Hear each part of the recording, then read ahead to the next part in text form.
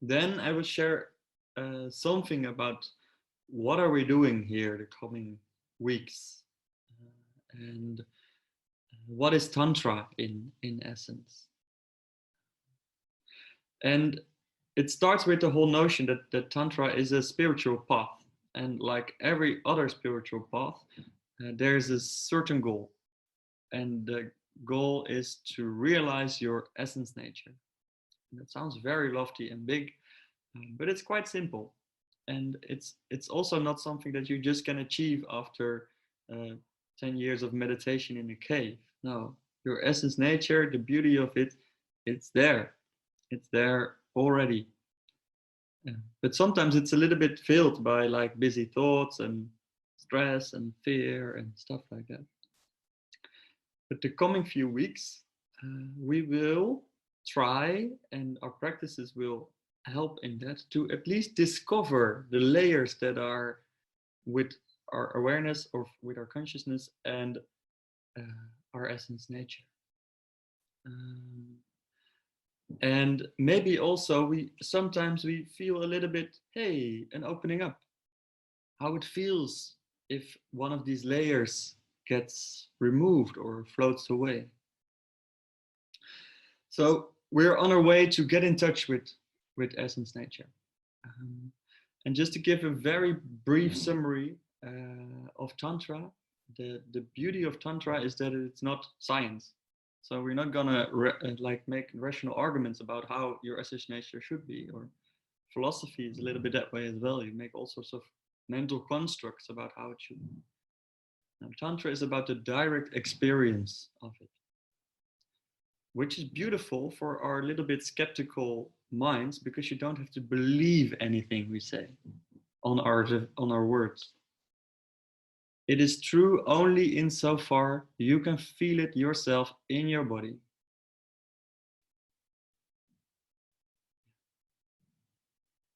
And for me, that was a big relief, because I'm quite a sort of a skeptical, in Dutch we say bedweter.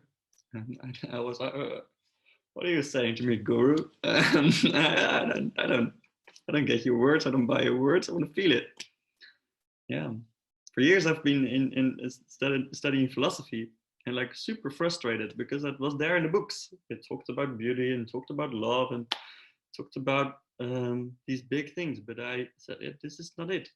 I feel still empty and still feel nothing about this stuff. I want to feel it. Now, if you're talking about spiritual paths, if you sort of make a very oversimplified version of the map of that, there's two main routes. Or you become an ascetic yogi. So you sit in a cave, you eat very little, you meditate as much as you can, and you become very, very still and very clear and very much aligned. There's people here that have spent years and years and years and years dedicated to their meditation practice, and they know something of the depth that can be assessed via that route. And that's a beautiful path. I've not walked it like up until the cave, but the first few steps, I felt like, oh yeah, I could do this. I could go sit in a monastery, and I would become more pure and more pure and more pure and more pure, and I would be very much in tune and in contact with essence nature.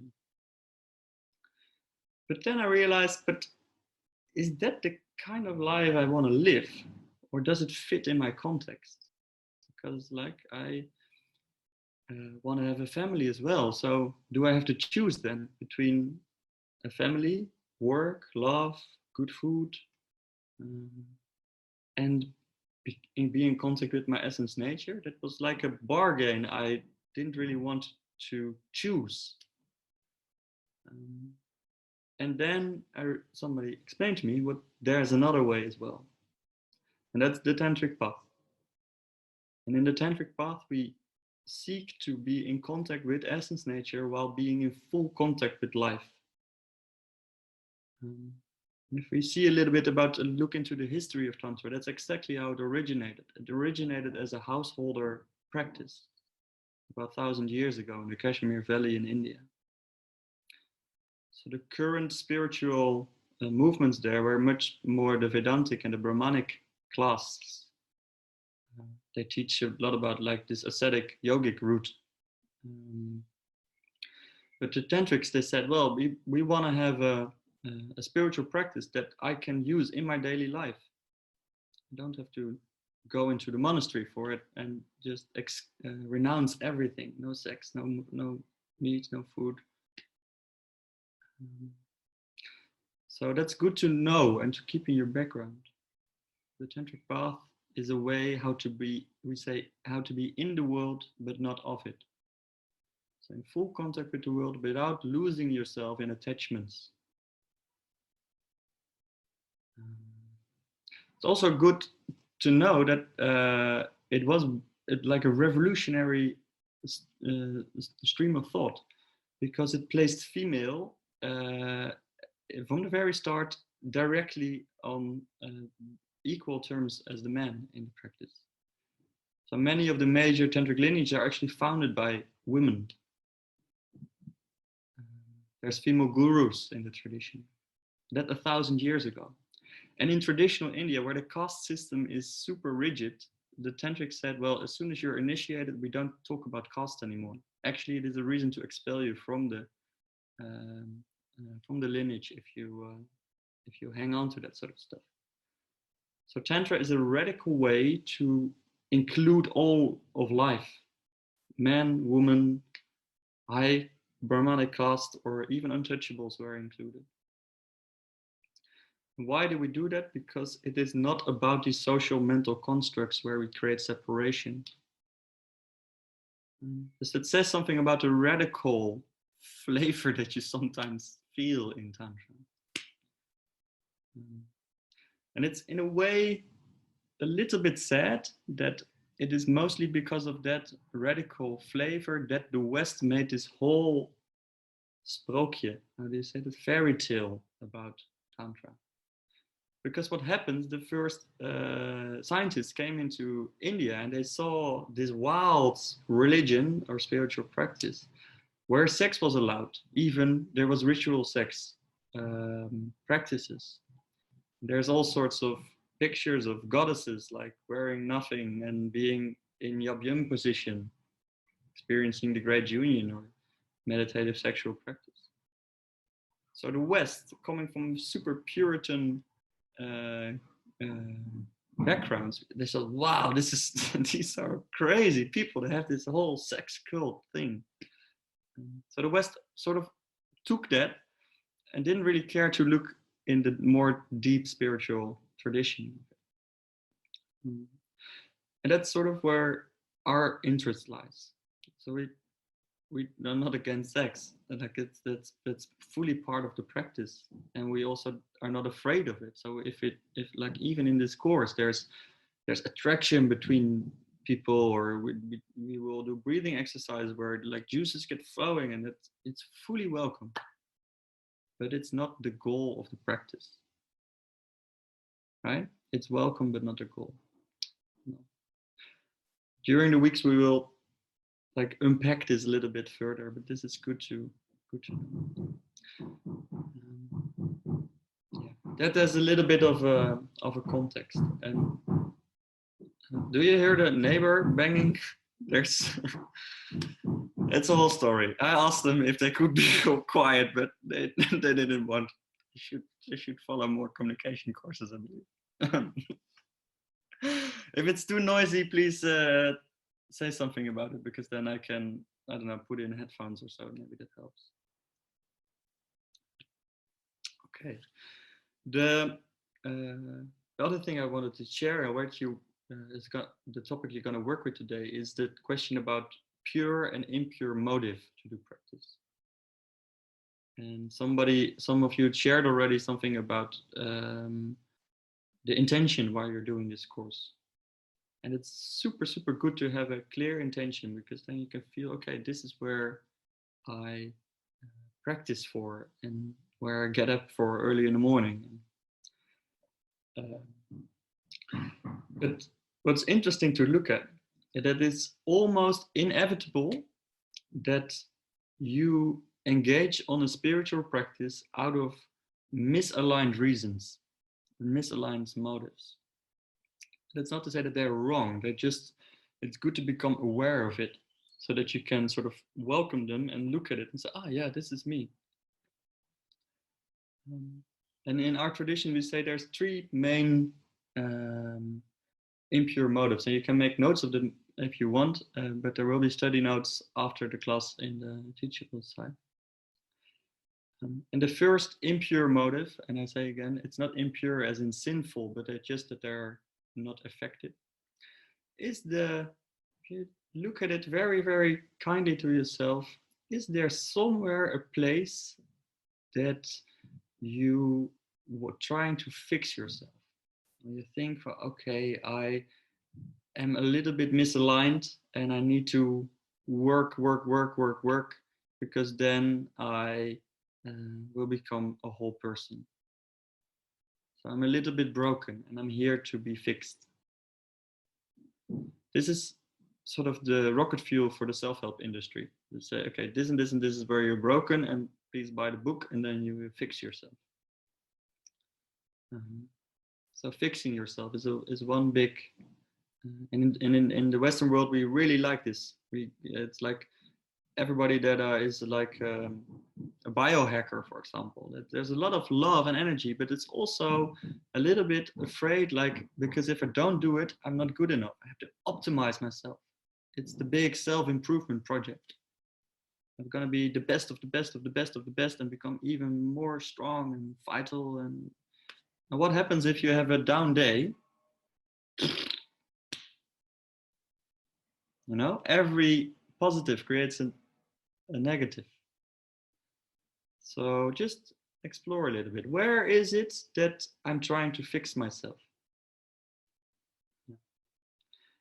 The other impure motive, and it's like especially like in breathwork and other like more energetic practice that we will do, it's very easy to get hooked on the highs. Like if we do Wim Hof breathing, it feels amazing. You know, I've got these bolts of energy shooting through the head, and wow, I feel my heart opening up, and that's beautiful. I'm very like in 10 days meditation, and I've done, know some of you have done this kind of courses as well. Man, I'm bright and I'm clean and I'm clear. I feel right through the edge of the universe, you know. And it's beautiful, but it's not the goal. So don't get addicted to it.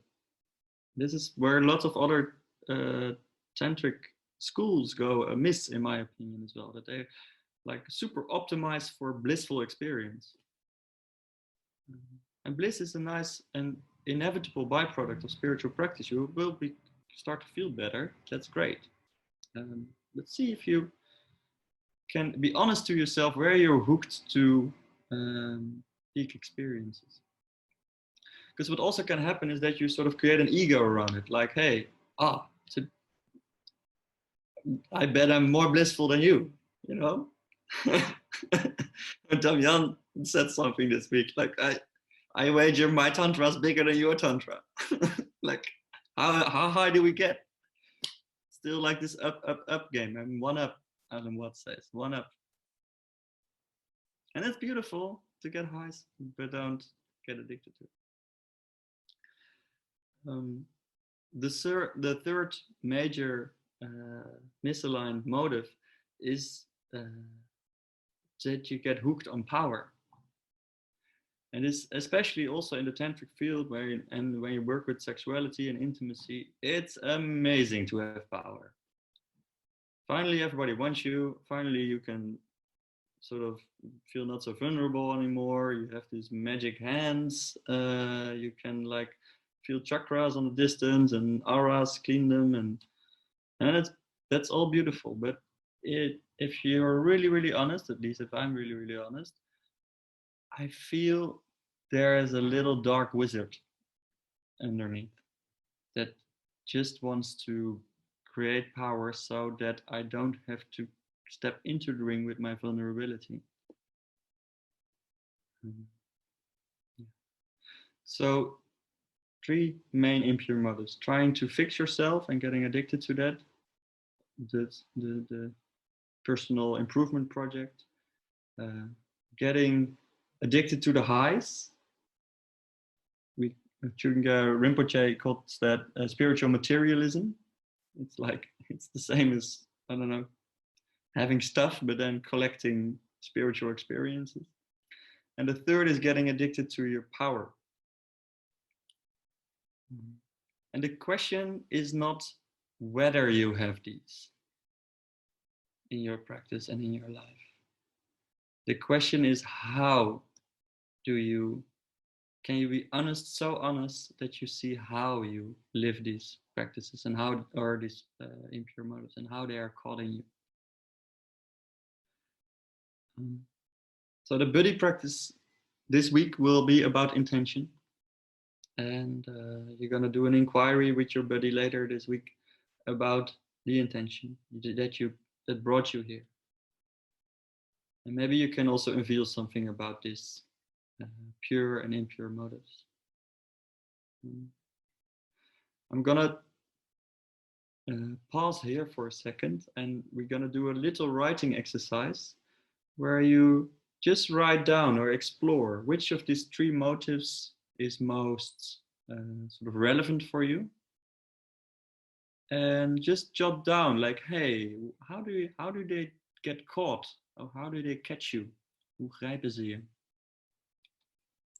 So you can take your notebook and we take 2-3 minutes just to make some notes how these three motives get to you.